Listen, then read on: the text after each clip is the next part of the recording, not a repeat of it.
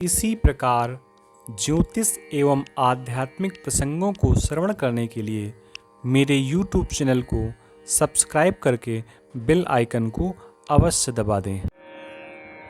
राम राम नमस्कार, मैं आचार्य कुलदीप। वैशाख मास में शुक्ल पक्ष में तृतीया तिथि को एक बहुत बड़ा त्यौहार होता है सनातनियों का, भारतवासियों का, हिंदुओं का, जिसे अक्षय तृतीया के नाम से जाना जाता है। जैसा कि नाम में ही है अक्षय, क्षय का मतलब होता है नष्ट हो जाना और अक्षय का मतलब होता है कभी न नष्ट होना। तो ये जो तिथि है ये वैशाख में शुक्ल पक्ष में 10 तारीख को पड़ रही है। अगर क्रमबद्ध तरीके से देखें तो ये शुक्ल पक्ष का दूसरा दिन है, लेकिन तिथि के अनुसार ये शुक्ल पक्ष का तीसरा दिन है। प्रतिपदा 9 तारीख को है, द्वितीया भी 9 तारीख को ही है, लेकिन द्वितीया का क्षय है। और जो तृतीया मिल रही है वो शुक्रवार 10 तारीख को, यानी कि वैशाख शुक्ल पक्ष की जो तृतीया है, जिसे अक्षय तृतीया है, जिसके नाम से हमने आज कार्य प्रारंभ किया है, वो आपकी 10 तारीख को पड़ रही है। अक्षय तृतीया प्रमुख रूप से इसलिए महत्वपूर्ण हो जाती है क्योंकि इसी तिथि को नर और नारायण का भी जन्म हुआ था। इसी समय नर और नारायण जो पर्वत हैं बद्रीनाथ भगवान में जो स्थापित हैं, उनका भी प्राकट इसी दिन हुआ था।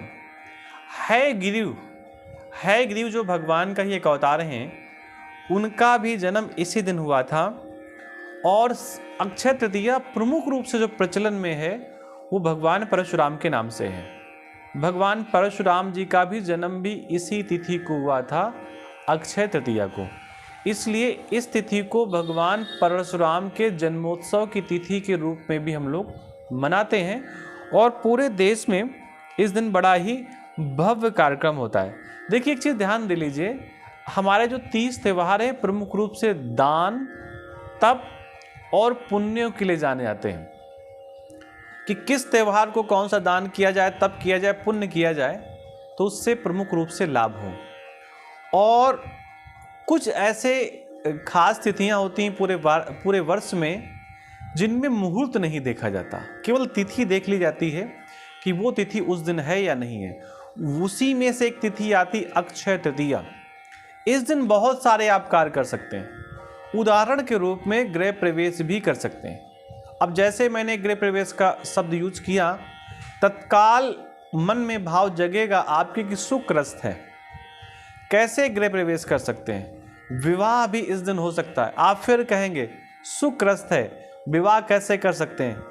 कुछ भी नया काम इस दिन आप स्टार्ट कर सकते हैं। उदाहरण के रूप में अपनी दुकान की ओपनिंग करनी है, आपको नवरात्र में कोई मुहूर्त नहीं मिल पाया, नवरात्र तक स्थितियां ऐसी नहीं थी कि दुकान की ओपनिंग हो सके, नवरात्र तक ऐसी स्थितियां नहीं थी कि नए घर में प्रवेश आप कर सकें, लेकिन इस तृतीया को आप कर सकते हैं क्योंकि यही इस तृतीया की खास बात है।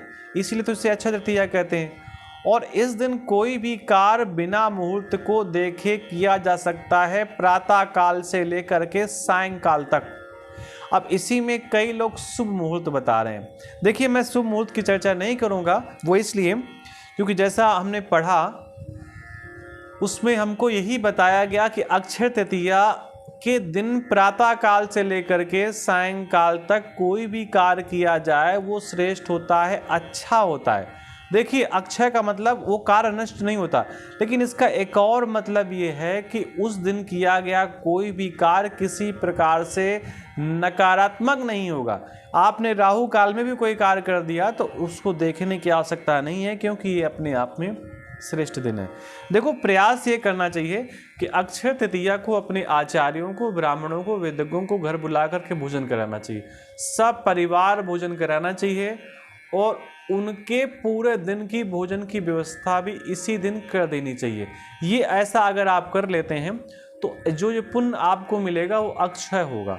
आप किसी तीर्थ में जाकर के, नदी में जाकर के, गंगा तट पे जाकर के, या आपके घर के निकट जो भी नदी है उस नदी में जाकर के स्नान करके वहाँ 5 से 10 मिनट बैठ करके उस तीर्थ की महिमा को वहाँ के पंडा या पंडित के माध्यम से सुन करके और फिर वहाँ कुछ दान करके आप वापस आ सकते हैं।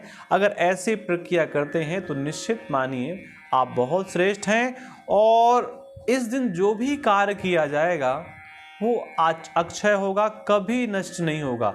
इस दिन किया गया थोड़ा सा भी ध्यान, इस दिन किया गया थोड़ा भी जप, सब प्रकार से आपके लिए कल्याणकारी होगा। तो किसी प्रकार के कन्फ्यूजन में न रहें कि 9 तारीख को अक्षय तृतीया है या 10 तारीख को अक्षय तृतीया है।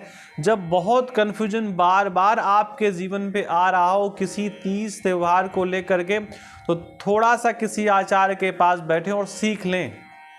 जो ये पंचांग देख करके चीज़ें बताई जाती हैं, इसको सीखने में 20 मिनट से ज़्यादा अधिक का समय नहीं लगेगा। एक बार आप स्वयं सीख लें तो कभी कन्फ्यूजन नहीं होगा, और फिर भी कहीं कोई आवश्यकता होती है तो हम आपके साथ खड़े हैं, बैठे हैं, आपके अपने हैं, आप हमसे बात कर सकते हैं। आप सबको राधे कृष्णा, नमस्कार, जय जगन्नाथ।